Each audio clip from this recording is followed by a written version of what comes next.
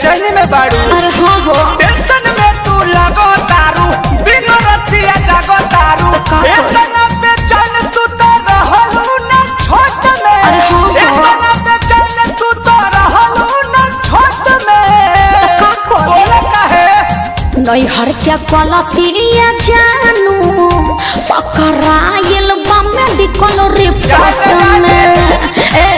नहीं हर क्या क्वालिटिया सोना पकड़ायल medical report में। जान दे इज्जत बचा ले।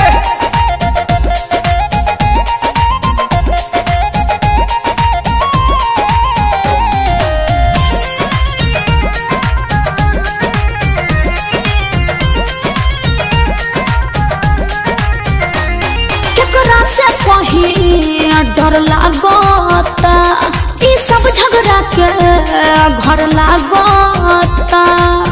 अरे बड़ी टेंशन में बानी हो। अरे कूल हो जा, कूल हो जा। केकरा से कहीं डर लागता, ई सब झगड़ा के घर लागता। चलो कंप्लेन पहले पाती हाई कोर्ट में। कैसे चलो हो? कंप्लेन पहले पाती हाई कोर्ट में। का ना नहीं हर क्या क्वालिटिया जानू पकड़ा हायल मेडिकल रिपोर्ट में। हाँ हाँ नहीं हर क्या क्वालिटिया सोना पकड़ा हायल मेडिकल रिपोर्ट में।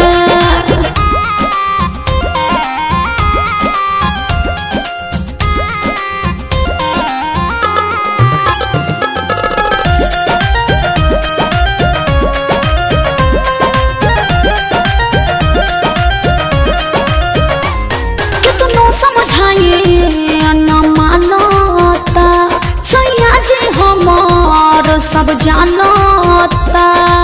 अरे का करी कुछ समझ में नहीं खेबा। कितनो समझाइए न मानता, सैया जी हमार सब जानता। राखो विश्वास रोशन बारे सपोर्ट में। का? राखो विश्वास पर मध्य बारे सपोर्ट में। सुना ना नहीं हर क्या क्वालिटिया जानू पकड़ा हायल मेडिकल रिपोर्ट में। हाँ हाँ नहीं हर क्या क्वालिटिया सोना पकड़ा हायल मेडिकल रिपोर्ट में।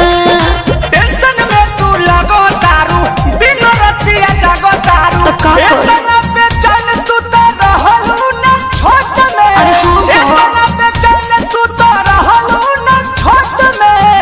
का करी? बोले काहे नहीं हर क्या क्वालिटिया जानू पकड़ायल मेडिकल रिपोर्ट में।